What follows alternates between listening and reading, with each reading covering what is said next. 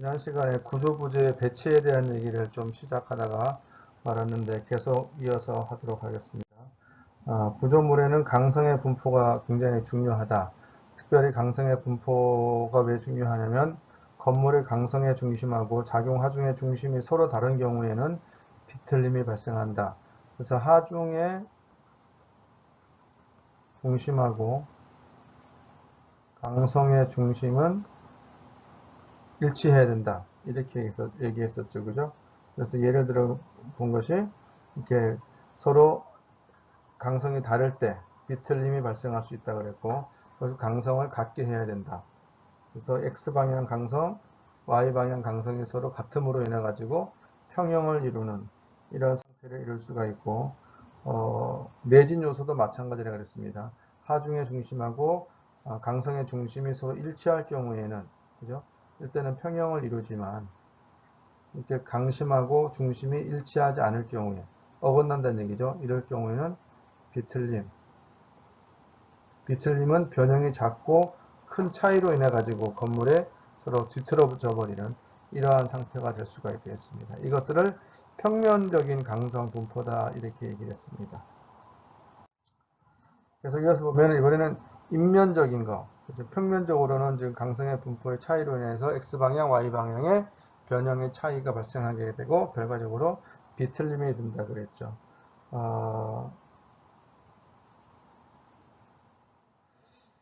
이번엔 인면에 대해서 생각을 해보면 건축물의 평면적인 강서 분포 이외에도 건축물의 층별 강성이 결국 건축물의 안정성에 큰 영향을 주게 됩니다. 예를 들어서 1층은 필로티이고 이런 경우 1층은 요걸 필로티라 그러죠. 우리 주변에서 많이 볼 수 있죠. 우리 학교 앞에도 필로티로 1층을 주차장으로 한 2층, 3층, 4층은 이제 주택으로 한 그런 다세대 주택들 많이 보이죠. 그죠? 그런 경우입니다. 1층은 필로티 구조로 하고 상부는 벽식 구조로 설계했을 때 강성의 차이가 발생하는데, 즉 하부층이 약해요. 이 부분이 약해요. 그죠? 약해요. 위크 스토리가 돼요. 또 혹은 소프트라고 하기도 해요. 부드럽다, 뭐 약하다라는 층입니다. 이쪽은 어떻게 돼요? 강하죠. 강한 층이 돼요. 그러면은 하중이 작용하게 되면은 어떻게 되겠어요? 이렇게 하중이 작용하게 되면은 밑에만 변형이 크게 발생하는 이러한 상태가 되는 거죠. 그래서 여기서 파괴가 되는 거죠. 우리가 여러분들 기억날지 모르겠어요. 그 포항 지진 났을 때 그때 뭐 수능 시험이 일주일 연기되고 막 그랬었잖아요. 그랬을 때 파괴된 걸 보면 필로티층이 굉장히 많이 파괴된 걸 볼 수가 있어요. 화면에서 사진에서 많이 볼 수가 있었죠. 그죠? 그러한 사례들이 굉장히 많습니다. 그 다음에 하부층의 강성은 크게 하고 하부층은 강성은 크게 해요. 커. 근데 최상층은 작게, 중간층은 작게 할 수도 있어요. 이런 경우에는 어떻게 되겠어요? 변형이 2층에, 강성이 작은 층에 이렇게 변형이 집중될 수밖에 없겠죠. 그래서 이러한 변형이 부분적으로 발생할 수가 있다는 것입니다. 그래서 강성이 큰 층하고 강성이 작은 층이 혼재할 경우에 변형은 강성이 작은 층에 집중하게 된다는 것. 특히 골조 형식이 다른 경우에 우리가 보통 주상복합 건물 많이 볼 수 있죠. 그죠? 그래서 주상복합 건물은 우리가 주변에 흔히 볼 수 있잖아요. 저층부는 골조로 돼가지고 상가로 돼 있고, 그죠? 상층부는 어때요? 상층부는 이게 전부 다 이렇게 층이 있어요. 벽식 구조로 돼 있죠. 주거용. 그죠? 주거용과 상가 같이 있어서 주상복합 건물이라고 하는 거 다 알잖아요. 그죠? 그러면은 골조는 약하게 되고, 여기는 강하죠. 왜냐면 내력벽은 굉장히 강하니까, 앞에서 좀 얘기했잖아요. 골조는 그만큼 부피가 작으니까, 양도 작죠. 그러니까 약한 이런 강성을 가질 수 있다고 볼 수가 있습니다. 그러면은 하중이 작용했을 때 약한 부분에 그 필로티와 같은 개념이니까 굉장히 하중이 집중되어서 변형이 크게 발생할 수가 있겠죠. 그래서 이런 부분들을 고려해서 설계를 해야 된다고 하는 것입니다. 또 하나, 전층의 골조 형식이 동일하더라도 계구부의 설치 위치가 층별로 다 달라. 크기도 다르고 그러면 강성의 차이가 발생할 수가 있다는 것입니다. 어느 층은 계구부가 많고 어느 층은 계구부가 별로 없고 그렇다면 계구부가 많은 쪽은 아무래도 면적 손실이 많으니까 강성이 작아질 수밖에 없겠죠. 그래서 강성의 차이가 발생하게 되면 또한 건물의 변형이 서로 다르게 발생할 수밖에 없다. 이렇게 이해할 수가 있겠습니다. 그 다음에 입체적인 강성 분포, 입체적인 거 입체적이라는 단어를 쓰니까 조금 애매하기도 한데 그래도 굳이 분류를 해야 되기 때문에 입체적인 강성 분포다 이렇게 얘기했습니다. 예를 들어서 여기는 그림처럼 이게 경사지에 건축을 했어요. 그렇다면 경사지반의 강성하고 건축물의 강성이 서로 다를 수가 있어요. 다시 말해서 건축물의 기초부하고 기초옹벽, 이 부분이죠. 이 부분은 땅하고 바로 많이 맞대어 있으니까 강성이 높아요. 그죠? 그런데 그 반대 부분, 이런 부분, 어떻게 되겠어요? 뭐 땅하고 별로 접하지 않잖아요. 그죠? 그죠? 허공에 노출되어 있다고 볼 수 있잖아요. 강성이 낮다는 얘기예요. 그러면은 하중이 작용했을 때, 즉 평면으로 봤을 때 이쪽에 땅이 하고 많이 접해져 있는 이 부분은 아주 강성이 그죠? 큰 거죠. 그죠? 이쪽은 강성이 작아요. 그러니까 결과적으로 어떻게 되겠어요? 하중이 작용하게 되면은 이렇게 비틀림이 발생할 수밖에 없다는 것입니다. 그래서 그러한 어떠한 하중으로 인해서 변형이 많이 발생할 수 있는 조건을 가지는 것이 특히 이제 경사지에 건축된 건물이라고 볼 수가 있고, 도로면에 이쪽이 이제 도로면이 되겠죠, 그죠? 도로면의 구조물은 변형이 크게 발생해서 결과적으로 건물 자체가 비틀어져 버리는 이런 상태가 될 수 있다라고 볼 수가 있습니다. 그 다음에 구조 재료가 혼재되어 사용될 경우, 실제 사실은 우리가 이런 경우들 건물에서 많이 만날 수가 있는데 어떤 경우냐면 각 구조 재료에 따른 부재의 단면 크기와 재료의 탄성 계수 차이로 인해서 강성이 다르게 나타나는 이런 경우가 있을 수가 있습니다. 예를 들어서 기둥을 세웠는데 가운데는 철골 기둥을 세웠고 바깥쪽으로는 철근 콘크리트 기둥을 세웠어요.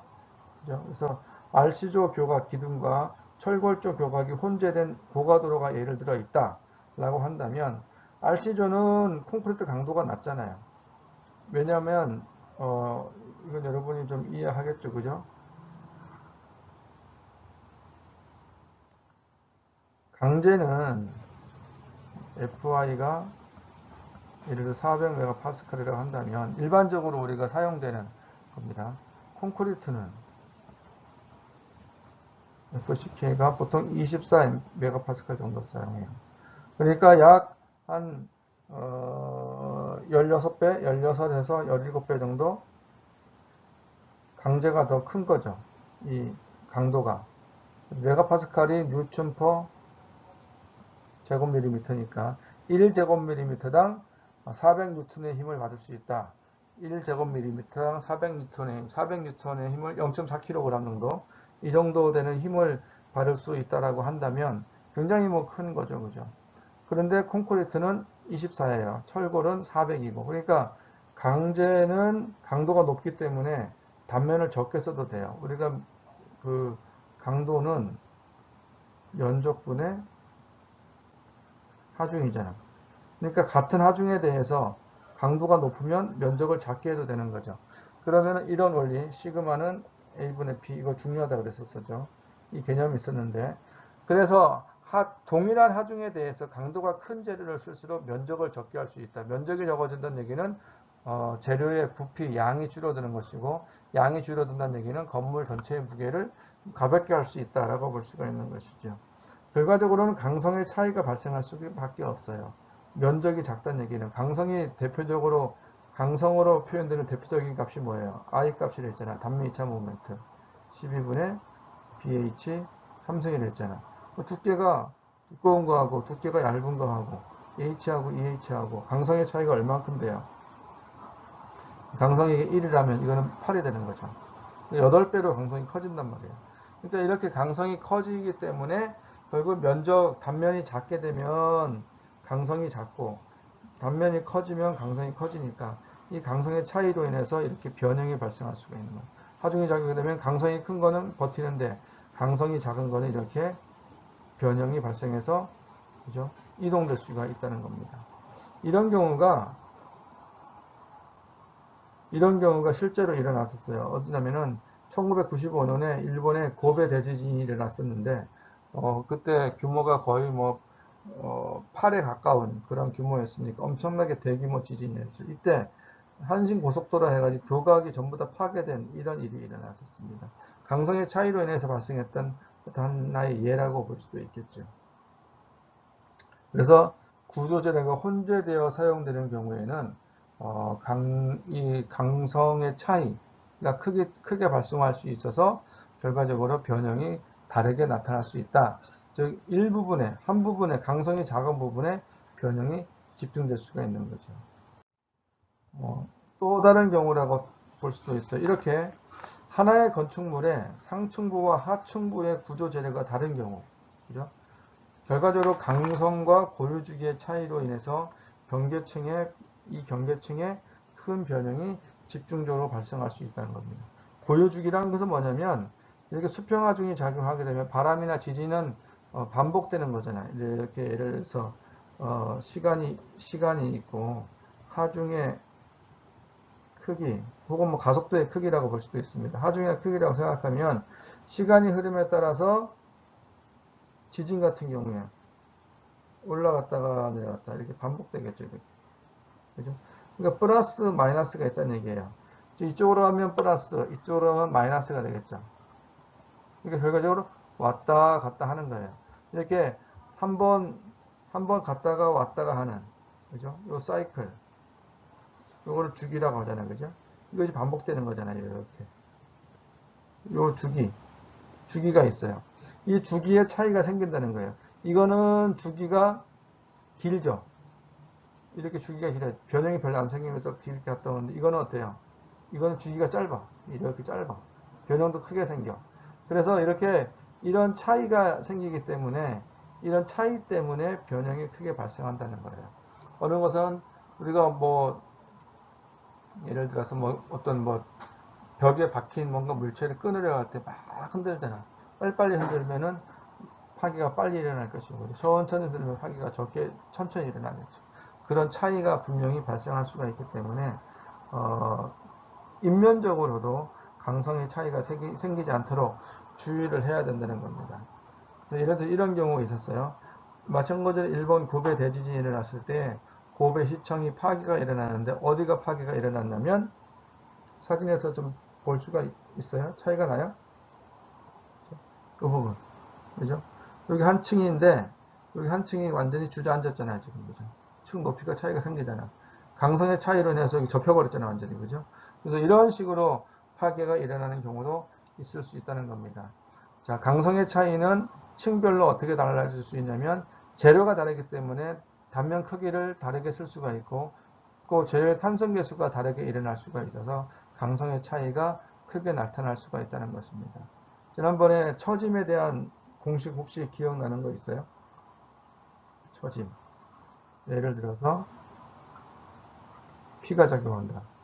이때 처짐이 델타만큼 발생할 수 있죠. 델타는 어떻게 구했죠? 48 2i분의 3 PL의 3승이었죠. 그죠? 분포하중일 경우에는 384 2i분의 5L의 4승이었고 이때 공통적으로 사용하는 게 2i가 들어갔잖아요. 2i. 2가 뭐예요? 탄성계수. i가 단면 크기에 관련되는 거죠. 그래서 이러한 어떤 EI 값에 대한 차이가 많이 발생할 수가 있기 때문에 우리가 구조 설계할 때는 이런 것들을 주의해서 설계를 해야 되겠다라고 볼 수가 있습니다. 그 다음에 이제 비정형 건축물이 또 문제가 될 수가 있는데 우리가 박스 형태의 X, Y, Z 방향으로 다 대칭되는 그런 건축물이 가장 안정적이라고 볼 수가 있는데 실제로 건축물이 그렇게만 지을 수는 없잖아요. 그죠? 특히 이제 이런 경우처럼 그림에 보는 것처럼 셋백되는, 이만큼이 이제 셋백되는 거죠. 뒤로 물러가잖아. 이러한 건물이 있다고 한다면 결과적으로 강성의 차이가 그림에 보는 것처럼 확실하게 달라질 수 있죠. 이 부분은 강성이 어떻게 돼요? 크고 이 부분은 강성이 작아지는 거죠. 결과적으로 어떻게 되겠어요? 상층부와 하층부의 어떤 강성의 차이가 분명히 발생하니까 하중의 중심하고 건물의 중심이 일치하지 않을 수가 있는 거죠. 그래가지고 이런 편심, 이만큼 하중이 여기 작용하면 여기에 중심이 있으면 좋겠는데 이게 강성의 중심이 달라지기 때문에 이만큼의 편심이 발생하게 되니까 편심 때문에 모멘트가 발생하는 거죠. 이걸 P라 그리고 편심을 L이라 하면 모멘트는 P 곱하기 L이니까 이만큼의 모멘트가 발생할 수가 있는 거예요. 그래서 이러한 문제로 인해서 건물은 결과적으로 이렇게 돌아가 버리는 비틀림이 발생할 수가 있다는 것입니다. 결과적으로 기둥의 강성에 따라서 기둥의 수평화 중에 저항하는 능력의 차이가 있어서 변형이 발생한다는 겁니다. 그죠? 하층부에 있는 이쪽에서 오는 하중에 대해서 하나, 둘, 셋, 넷, 5개가 모여서 힘을 견디는데 여기는 하나, 둘, 3개가 견디잖아요. 그죠? 3개와 5개가 있다고 한다면 산술적으로 5개가 더 큰 힘을 견딜 수가 있겠죠. 그만큼 강성이 커진다는 거죠. 그러한 강성의 차이, 굉장히 중요한 구조 요소라고 볼 수가 있습니다. 그래서 특별히 셋백되는 건물들, 특히 호텔이라든가, 그죠? 병원이라든가, 이런데, 그 다음에, 리조트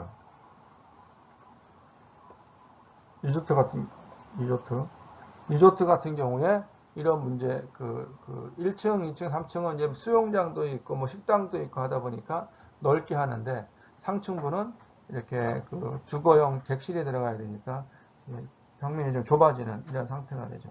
그래서, 비정형 건축물로 만들어질 수 있어서, 이런 부분에 대해서는 강성의 차이가 생길 수밖에 없다라고 볼 수가 있습니다. 그 다음에 이제 대지 조건으로 인해 가지고 건물이 비정형이 될 수밖에 없는 그런 상태가 될 수 있습니다. 특히 이제 우리가 디귿자 형태의 건물이라든가 디귿자 형태의 건물이나 기역자 형태의 건물 이런 건물 뭐 많이 짓잖아요, 그렇죠? 사선 건물도 많이 짓을 수 있고 박스 형태의 건물이 가장 좋긴 합니다만은 꼭 이렇게만 지을 수 있는 건 아니잖아요, 그렇죠? 그래서 이러한 형태의 건물들이 왔을 때는 특히 이런 접합부가 굉장히 중요합니다. 그래서 이런 접합부에 문제가 많이 발생할 수가 있어요. 그래서 하중이 작용하게 되면 하중은 여기 있고, 그죠? 하중은 여기 있고, 강성의 중심은 우리가 이것도 여러분 기억나는지 모르겠네. 도심.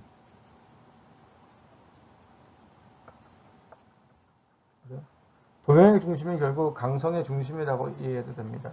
그러면 이 얘기를 한 기역자 형태의 그러면 도심이 여기 있습니다. 그러면 도심이 이만큼 하중이 여기 있으니까 하중하고 편심이 되는 거죠. 그죠? 이 하중에 대해서도 이만큼 편심이 돼요. 편심이 된다는 얘기는 P가 있고 L이 생긴다는 얘기니까 모멘트 P 곱하기 L이 발생한다는 얘기죠. 결과적으로 이 건물은 회전할 수밖에 없다는 겁니다. 어떻게 회전해요? 이쪽 모멘트가 크니까 이렇게 돌아가겠는 거죠. 그래서 이렇게 모멘트가 발생해서 비틀림이 발생할 수 있어서 문제가 될 수가 있고 또 하나는 이 왼쪽에 있는 왼쪽에 있는 이만큼은 그죠? 이 높이가 h가 굉장히 크잖아요, 그죠? 근데 오른쪽에 있는 거 오른쪽이라고 하면 이 부분이죠. 뭐 이렇게 다 봐도 돼요. 이 부분은 높이가 어떻게 돼요? h1이고 그죠? h1이 h2보다 크니까 i1이 i2보다 훨씬 크겠죠. 그죠? 이게 지금 이거 1이라고 하면 이건 3이잖아. 3이니까 3의 세제곱 27배가 크네. 그죠? 12분의 bh 세제곱이니까 3의 세제곱이 된 거예요. h가 3배로 늘어났으니까 27배로 이게 커요. 27이고 이게 1이야. 그만큼 이거는 강성이 크니까 변형이 덜 되지만 이거는 변형이 잘 돼요. 그럼 어떻게 되겠어요? 얘는 가만히 있는데 얘는 돌아가 버려. 그럼 돌아가 버리니까 어디서 문제가 생겨? 여기서 문제가 생겼지. 이렇게 균열이 발생할 수밖에 없는 겁니다. 그래서 이런 문제가 변형으로 충분히 일어날 수 있다고 볼 수가 있어요. 그래서 오른쪽에 있는 그림처럼 다양한 어떠한 문제들을 같은 개념으로 이해할 수가 있습니다. 이제 평면적으로 본 거예요. 필로티 부분에서 이 부분이 이제 필로티 부분에 대해서 강화 부분이 된다고 한다면, 이제 건물은 여기에 있고, 그죠? 굉장히 벽식 구조물은 아주 강한 강성이 있는데 건물 전체의 중심은 여기 있는 것이고, 그죠? 하중력이 작용하는 거죠. 이만큼 편심거리로 인해 가지고 모멘트가 발생할 수 있는, 이렇게 돌아가 버리겠네요, 그죠? 이런 경우에도 아까 경사지 얘기했습니다만은, 도로면은 조금, 우리가 도로면은 보통 건물 마감 어떻게 해요? 많이 잘 보여야 되니까 커튼홀로 하고 뭐 유리를 띄우고 가볍게, 이제 소프트하게, 그죠? 보이드하게 많이 하죠, 그죠? 근데 뒤쪽은 솔리드하게 많이 해요, 그죠? 배치를 그렇게 많이 합니다. 벽체도 막 채우고 돌을 붙이고 막 그렇게 마감하면 강성의 차이가 당연히 생기죠. 이쪽은 약하고 강하니까 비틀림이 생길 수가 있는 것이고, 같은 개념입니다. 개구부를 여기는 개방해요. 사람이 들어오고 들락날락 해야 되니까. 그런데 뒤쪽은 다 막아야죠. 그러면 강심의 차이가 생길 수가 있는 거죠. 이렇게 셋백되는 건물 마찬가지로 아까도 얘기했지만은 강심의 차이가 생길 수 있다. 즉 강성의 차이로 인해 가지고 모멘트가 발생해서 비틀림이 발생할 수밖에 없다. 이렇게 정리를 해볼 수가 있습니다. 그 다음에 구조 형식에 따라서 건축물이 변형을 또 할 수가 있는데, 특히 이제 건축물이 고층화될수록 수평화 중에 저하는 능력을 가져야 되겠죠, 그죠? 그래서 구조처의 안정성이라든가 사용자의 안전이라든가 사용성 등에 굉장히 영향을 많이 미칠 수가 있습니다.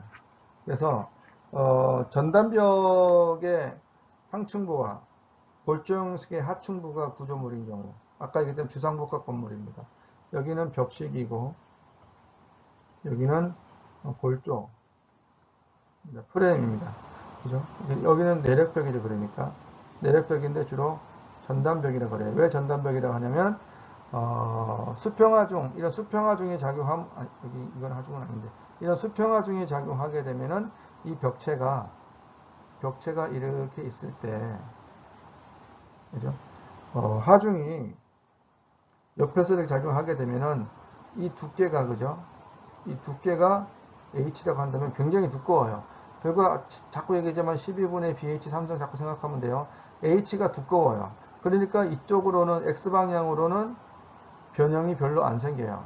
그런데 만약에 이쪽으로 온다. 그럼 두께가 이거가 되잖아. 그죠? H2. 그럼 두께가 얇잖아. 그러니까 이쪽으로는 쉽게 넘어갈 수가 있어요. 이렇게 밀었을 때 미끄러지게 하는 힘이 전단력이에요. 그래서 전단력을 견디기 때문에 전단벽이다. 이렇게 얘기하는 겁니다. 그래서 이게 전단벽이 상층부가 있고 하부층이 골조가 있고, 그죠? 이랬을 경우에는 강성이 작은 부분이 변형이 생길 수밖에 없다는 겁니다. 여기가 약하니까. 그래서 상부층과 하부층의 이렇게 구조 형식이 결국 달라요. 그죠? 그럴 경우에 주의해야 된다는 것입니다. 그래서 실제로 우리가 이런 건물들을 주변이라기보다 실무에서 실제로 많이 설계가 되기 때문에 설계되는 건물을 가만히 잘 살펴보면 하중의 차이로 인해 가지고 구조물이 어떻게 변형할 것인가를 미리 예측을 해 가지고 그 부분을 설계를 많이 하게 됩니다. 또 하나는 이제 여기는 벽식이니까 아주 큰 하중이 작은 쪽으로 전달돼야 되니까 이런 쪽에다가 어떻게 처리를 하냐면 전이층이라 해가지고 트랜스퍼 플로어 해서 거더가 뭐예요? 큰 보잖아. 큰 볼을 아주 크게 만들어요. 어떻게 크게 만드냐면은 일반적인 볼을 이 정도 만든다면 여기서 말하는 트랜스퍼층의 큰 볼은 엄청나게 크게 만들어. 두께가 엄청 두꺼워요. 거의 1 내지 2계층 정도 되는 큰 두께를 만들어요. 이런 거를 딥빔이라 그래. 깊은 보.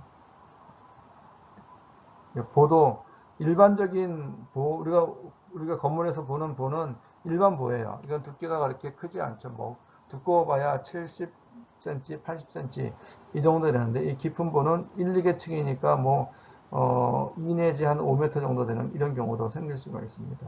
이게 큰 볼을 만들어 주게 되면은 큰 무게가 실리기 때문에 변형도 좀 억제할 수가 있고 위에서 내려오는 힘을 아래로 무리 없이 전달시켜 줄 수 있는 이런 장점도 가지게 됩니다.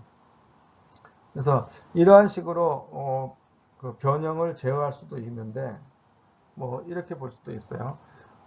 결과적으로 고층 건물에서는 코어 부분이 있으니까 주로 이제 주상복합 건물도 그렇고 오피스 건물도 그렇고 20층, 30층 올라가게 되면 코어 샤프트가 있죠, 그죠? 엘리베이터가 올라다니고 기둥, 계단이나 화장실이 집중되어 있는 그 코어 부분을 전부 다 벽으로 만들어야죠, 그죠? 벽체로 만들기 때문에 굉장히 강한 부분이 될 것이고 나머지 부분은 골조를 만들어요. 이 골조는 좀 연약한 부분이 되겠죠. 그래서 이 코어가 전체적으로 힘을 견두는 것이 이제 전단벽 시스템이 될 텐데 이러한 전단벽 시스템을 체결했을 때는 전단벽식 구조는 상부층에서 여기서 변형이 많이 일어나게 됩니다. 그런데 골조 구조 형식에서는 하부층에서 변형이 크게 발생하게 돼요. 그래서 전단벽식하고 골조를 전단벽하고